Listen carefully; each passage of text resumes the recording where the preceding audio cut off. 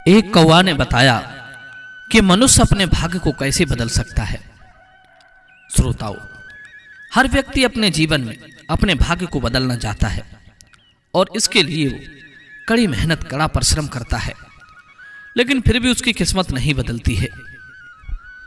मित्रों, अगर आपने आज की ये ज्ञानवर्धक वीडियो ध्यान से सुन ली तो आप जान जाएंगे कि क्या सच में मनुष्य अपनी किस्मत को स्वयं बदल सकता है। यदि बदल सकता है तो उसे किन किन बातों का ध्यान रखना चाहिए और किस तरह का परिश्रम करना चाहिए। कौवा ने बताया कि इंसान अपनी किस्मत को कैसे बदल सकता है। यदि कोई काम करने पर उसे उचित फल प्राप्त नहीं होता है और मेहनत करने के बावजूद भी मेहनत का फल नहीं मिलता है, या कोई काम शुरू करते ही वो बिगड़ जाता है, तो मित्रों, ये कहानी आपके बहुत काम आ सकती है। इस कहानी को बड़े ध्यान से और मन लगाकर सुनना, ये आपके जीवन को बदल सकती है। यदि उसके जीवन में कोई दुख है तो उसे कैसे दूर कर सकती है। यदि उसकी किस्मत उसका साथ नहीं देती है तो वो कौन सा काम करे कि उसकी किस्मत उसका साथ देने लगे। इसके लिए हमें ज्यादा कुछ नहीं करना है, बस इस कहानी को ध्यान से सुनना है और इसमें बताई गई बातों पर अमल करना है। मित्रों, एक समय की बात है, रास्ते में एक व्यक्ति अपनी पत्नी के साथ बैठा हुआ रो रहा था। शायद किसी बात से वो बहुत दुखी था। वहां उसका दुख पूछने वाला कोई नहीं था। वो अपने जीवन से बहुत ही हताश और निराश हो चुका था। शायद वो दोनों मरने की योजना बना रहे थे। और ये तो आप जानते ही हैं, आत्महत्या करना किसी भी समस्या का समाधान नहीं होता, बल्कि जिंदगी की सबसे बड़ी मूर्खता होती है। उधर भगवान ने देखा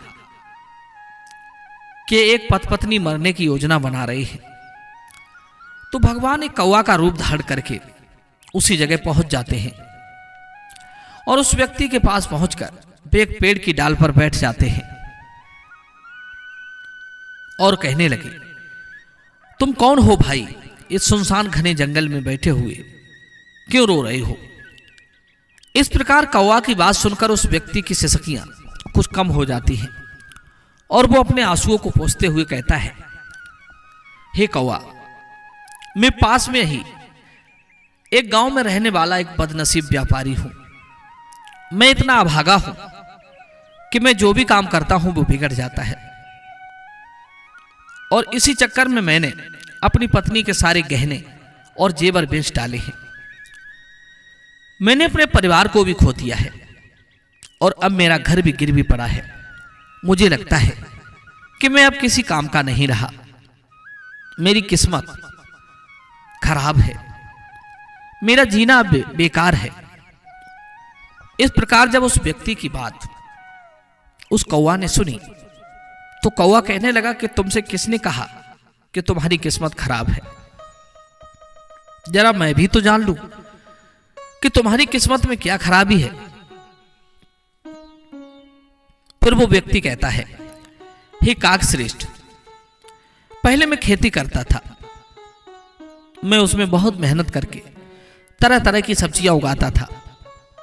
जब मैं उन्हें बाजार में बेचने ले जाता तो वे बहुत सस्ते दामों में बिकती थी, जिससे मुझे बहुत घाटा पड़ता था। कभी सूखा पड़ जाता था तो कभी अधिक बारिश हो जाती थी, और अधिक बारिश होने के कारण सारी फसल चौपट हो जाती थी। और जब किस्मत खराब होती है तो आदमी के साथ में ऐसा ही होता है। उसका बना बनाया काम बिगड़ जाता है। उसके कार्य में पल पल पर अवरोध आते हैं। काम अगर किसी तरह संपन्न हो भी जाए तो उसमें इतना खर्च आ जाता है कि जमा पूंजी भी चली जाती है। बहुत नुकसान हो जाता है। अच्छा करो तो बुरा हो जाता है, और बुरा करो तो और बुरा होता है। किस्मत खराब हो तो हाथ में आया हुआ धन भी चला जाता है, और भाग्य पक्ष में हो तो खोया हुआ भी मिल जाता है। इसे ही तो कहते हैं किस्मत की मार। हे कौवा, मैं किस्मत का मारा हुआ हूं। अधिक परेशान होकर मैंने व्यापार करने का निश्चय कर लिया। मेरे पास उस समय पैसे नहीं थे, तो मैंने अपनी पत्नी के जितने भी गहने थे उन्हें बेचकर उनसे जो धन मिला उसी से मैंने व्यापार शुरू किया। जब व्यापार नहीं चला तो शुरू में परिवार वालों ने मेरा साथ दिया, लेकिन जैसे जैसे मुझे नुकसान होने लगा वैसे वैसे मेरे ही परिवार वाले मुझसे दूर होते चले गए। मगर मैं ये सब अपने परिवार वालों के लिए ही कर रहा था, लेकिन अब वे लोग मुझे देखकर नजरें फेर लेते थे और मुझे ही मेरे परिवार की गरीबी का जिम्मेदार ठहराते थे। जब किस्मत खराब हो तो अपने ही साथ छोड़ जाते हैं। फिर वह व्यक्ति आगे कहता है कि मेरे एक मित्र ने मेरे साथ साथ अपना व्यापार शुरू किया था, लेकिन उसका व्यापार तो बहुत अच्छा चल रहा है। वो जब भी मेरे घर आता है तो अपनी सफलता की कहानी मुझे सुनाने लगता है। उसकी बातें सुनकर मेरे घर वाले मुझे और भी ज्यादा भला बुरा कहते हैं कि अपने मित्र को देखो और सीखो कुछ उससे। हमें तो लगता है कि तुम्हारे बस में कुछ नहीं है और मैं कुछ नहीं कर सकता। हे काकश्रेष्ठ, उन लोगों की बातों को सुनकर मुझे भी अब लगने लगा है कि शायद मेरे जीवन में अब कुछ नहीं होने वाला। अब तो मुझे अपने जीवन से नफरत होने लगी है। मुझे इस तरह का लगने लगा है कि जैसे मुझसे कुछ नहीं होगा। मैं स्वयं बड़ा हताश निराश हो गया हूं। मेरे मन में कभी कभी ख्याल आता है कि मैं अपने जीवन को ही समाप्त कर दूं। जब चारों तरफ से मन के सोचे अनुसार परिणाम नहीं मिलते हैं तो ऐसा ही लगता है कि अब तो जीना बेकार है। मैं भी यहां इसी इरादे से आया था, लेकिन मैं हिम्मत नहीं कर पाया। इसलिए मैं एकांत में बैठकर अपनी पत्नी के साथ रो रहा था। इस प्रकार उस व्यक्ति की बात को सुनकर कौवा रूपधारी भगवान कहते हैं, अच्छा तो ये बात है, क्या तुम इसके अलावा और भी कुछ करना चाहते हो? फिर वो व्यक्ति कहता है, हां, एक तो मेरा काम खराब हो जाता है और दूसरा मेरा मित्र मुझे हर समय नीचा दिखाने का प्रयास करता रहता है। मुझे उस समय समझ में नहीं आता कि अब मैं क्या करूं और क्या ना करूं। तब कौवा कहने लगा, क्या तुम अपने मित्र की बात को सुनकर वास्तव में दुखी हो जाते हो? उसने कहा, हां, मैं अपने मित्र की बात को सुनकर बहुत दुखी हो जाता हूं। फिर भगवान कहते हैं, तुम्हें किस बात का दुख होता है, अपने असफल होने का या फिर मित्र के सफल होने का? तब वो व्यक्ति एक पल सोचता है और उत्तर देता है, महाराज, अगर मैं सच कहूं तो मुझे अपने असफल होने का उतना दुख नहीं होता जितना कि मुझे मेरे मित्र के सफल होने से होता है। कौवा कहता है, यदि तुम्हारा मित्र असफल हो जाए तो क्या तुम्हें खुशी होगी? फिर वो व्यक्ति कहता है, महाराज, मुझे बहुत खुशी होगी। फिर कौवा कहता है, इसका मतलब है कि तुम्हारी खुशी तुम्हारे मित्र पर निर्भर है। अगर वो चाहे तो तुम्हें खुश कर सकता है, अगर वो चाहे तो तुम्हें दुखी कर सकता है। तुम स्वयं ना तो खुश हो सकते हो और ना ही दुखी हो सकते हो। तुम्हारे पास है ही कुछ नहीं। तुम अपने मित्र के पूरी तरह से गुलाम हो गए हो।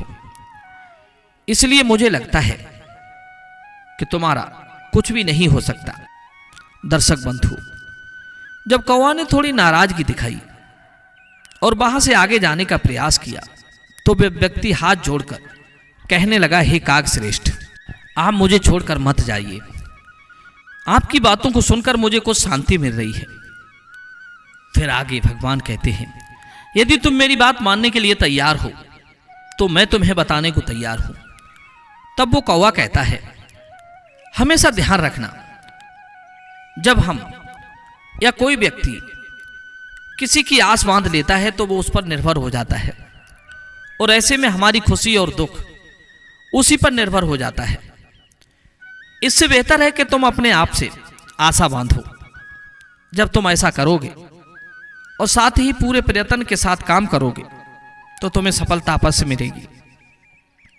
मित्रों, इस प्रकार कौवा ने अपनी बात को आगे बढ़ाते हुए कहा कि तुम्हें लगता है कि तुम्हारा मित्र तुम्हें दुखी करने आता है। अगर तुम उनकी बातों पर विचार करो तो वो बात बिल्कुल सही कहता है। तुम्हें अपने मित्र की बातें खराब लग सकती हैं, मगर मेरी नज़र में तुम्हारे मित्र की बातें बिल्कुल खराब नहीं हैं। वो अपने संघर्ष और अनुभव की बातें तुम्हें बताता है। तुम अपने मित्र की बात को ध्यान से सुनकर उसकी बातों को अपने जीवन में उतारकर बहुत कुछ सीख सकते हो, परंतु तुमने कभी ऐसा नहीं किया क्योंकि तुम्हें उससे ईर्ष्या होती है। अरे तुम्हें उसका धन्यवाद करना चाहिए कि तुम्हें घर बैठे वो आकर अपने सफल होने के अनुभव बता रहा है, क्योंकि तुम्हारा मित्र तुम्हें अपनी सफलता की कहानी सुनाता है कि वो कैसे सफल हुआ। इसलिए अब से तुम उसके अनुभवों का लाभ उठाओ और एक नई शुरुआत करो। कर्म करते जाओ, हार मत मानो। एक दिन तुम्हें सफलता अवश्य मिलेगी। आज तुम जैसे हो, अपना बुरा वक्त या बुरी किस्मत कह रहे हो, एक दिन ये बदल जाएगी और इसी के साथ तुम्हारे विचार भी बदल जाएंगे। फिर एक दिन देखना तुम्हारी कड़ी मेहनत से तुम्हारा अच्छा वक्त शुरू हो जाएगा। तब तुम्हारा मित्र भी तुम्हें अपनी सफलताओं की कहानी नहीं सुनाएगा, तब वो तुम्हें अपनी असफलताओं की बातें बताएगा, ताकि तुम उसकी बातें सुनकर भयभीत हो जाओ और तुम्हारा आत्मविश्वास डगमगा जाए और तुम गलत निर्णय ले सको। मित्रों, फिर कौवा आगे कहता है, उस समय भी तुम्हें अपनी बुद्धि का प्रयोग करना होगा। तुम्हारा मित्र जैसे आज तुम्हें दुखी करने आता है, इसी तरह से उस समय भी वो तुम्हें दुखी करने आएगा, क्योंकि जिस तरह उसे दुखी देखकर तुम्हें आनंद आता है, उसी तरह उसे भी तुम्हें दुखी देखने में उतना ही आनंद आता है। मित्रों, इस प्रकार कौवा की बात को सुनकर वो व्यक्ति कहने लगा कि हे काग, आपने बिल्कुल सही कहा। मेरा सबसे बड़ा दुख ये है कि मेरे परिवार के लोग भी इसमें शामिल हैं। वास्तव में मैं तो अपने परिवार के लिए अच्छा करना चाहता हूं, लेकिन वे लोग मेरी बात को समझने के लिए तैयार ही नहीं होते हैं। वे तो मुझे गलत कहते हैं, और अब तो बात इतनी बढ़ गई है कि मेरे परिवार वाले ही मेरा साथ छोड़ चुके हैं। मेरे जितने भाई हैं सब अपनी बीवी बच्चों को लेकर मुझसे अलग हो गए हैं, और सभी लोग अपना अपना खाना पीना भी अलग अलग बनाते हैं। इस प्रकार से मेरा पूरा परिवार टूटकर बिखर गया है। अब कोई भी किसी की बातों को नहीं मानता है। मित्रों, फिर आगे कौवा कहता है, अब मैं तुम्हारी सारी बात समझ गया हूं। तुम शांति चाहते हो, और इस दुनिया में सभी लोग शांति ही चाहते हैं। हम और आप, हर व्यक्ति चाहता है कि हम जब भी कुछ करें तो लोग हमारी प्रशंसा करें, लेकिन आमतौर पर ऐसा नहीं होता है। इसलिए हम दुखी हो जाते हैं। हमें लगता है कि हमारे मित्र, परिवार वाले सब बदल गए हैं। लेकिन तुम अगर किसी को अपना परिवार मानते हो और उसके लिए कुछ काम करना चाहते हो, तो तुम्हें ऐसा क्यों लगता है कि तुम दूसरों के लिए कुछ कर रहे हो? वास्तव में तो तुम अपनी खुशी के लिए सब कुछ कर रहे होते हो। इसीलिए परिवार के लिए कुछ करना वास्तव में अपने लिए ही करना होता है। लेकिन अगर ऐसा करते समय तुम्हें लगता है कि तुम दूसरों के लिए कर रहे हो, तो तुम हमेशा दुखी रहोगे। और अगर तुम्हें लगता है कि तुम अपने लिए कर रहे हो, तो तुम खुश रहोगे। क्योंकि जब तुम अपने लिए कुछ अच्छा करते हो या करना चाहते हो, तब तुम्हें संतुलन की कोई जरूरत नहीं होती है। कौवा की बात सुनकर उस व्यक्ति के चेहरे के भाव बदल जाते हैं। वो कहने लगा, हे काग, आप बिल्कुल सही कह रहे हैं। मैं समझ गया हूं कि अब तक मेरी खराब किस्मत इसीलिए थी क्योंकि वो दूसरों के हाथों में थी। अब मैं अपनी किस्मत को अपने हाथों में लेकर रहूंगा और कड़ी मेहनत और लगन के साथ फिर से काम शुरू करूंगा। जब तक सफलता प्राप्त नहीं कर लेता, तब तक मैं किसी भी मायने में चैन से नहीं बैठूंगा। इस प्रकार वह कौवा उस व्यक्ति की बात सुनकर मुस्कुराता हुआ एक डिबिया निकालकर उस व्यक्ति को देता है। उसने कहा कि इस डिब्बी को तुम हमेशा अपने पास रखना। इसमें एक ऐसा राज छुपा हुआ है कि जब तुम बड़ी से बड़ी मुसीबत में आओगे बहुत बड़े दुख में पड़ जाओगे। तब तुम्हें इस डिब्बी में जो छुपा हुआ राज है वो तुम्हें दुखों से बाहर निकाल देगा। लेकिन तुम्हें मेरी एक बात का विशेष ध्यान रखना है। इस डिब्बी को तुम तभी खोलना जब तुम्हारे जीवन में जीने का कोई रास्ता तुम्हें दिखाई ना दे। तुम्हें लगने लगे कि अब दुनिया में जीना बिल्कुल बेकार है, सारे रास्ते बंद हो गए हैं। और यदि डिब्बी तुमने समय से पहले खोल दी तो वो तुम्हारे सारे राज खत्म हो जाएंगे जो इसमें लिखे हैं।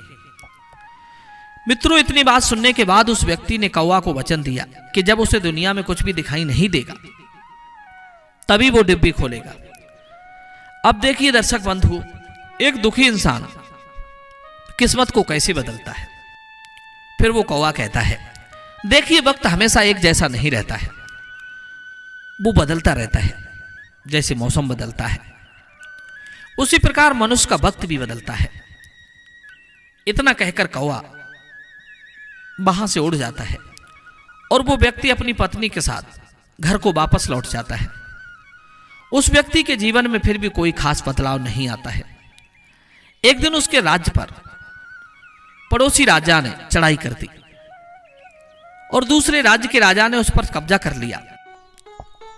राजा के सैनिकों ने चारों ओर लूट मार मचा दी। उन्होंने उस व्यापारी का सारा धन भी लूट लिया और उसके घर में आग लगा दी। जान बचाने के लिए उस व्यापारी को अपने परिवार के साथ वहां से भागना पड़ा। वो आदमी अपने परिवार के साथ कई दिनों तक इधर उधर भटकता रहा। वो दाने दाने को मोहताज हो गया। उसका बच्चा भी बीमार हो गया और इलाज के अभाव में तड़पने लगा। उस परिवार के पास फूटी कौड़ी भी नहीं थी। ये सब देखकर उस आदमी का हृदय एकदम से विचलित हो उठा और उसने कहा कि मैं कैसे अपने बच्चे का इलाज कराऊं, मेरे पास तो खाने के लिए भी पैसे नहीं हैं। मित्रों, ऐसे में एक बार फिर उस व्यक्ति को निराशा ने घेर लिया। उसे लगने लगा कि उसका जीवन व्यर्थ है, सारी दुनिया व्यर्थ है, किसी भी बात का कोई मतलब नहीं है। भले ही आप जीवन में कितना भी कुछ कर ले, कितनी भी सफलता हासिल कर ले, लेकिन अंत तो जीवन समाप्त ही होता है। जीवित रहने का क्या फायदा।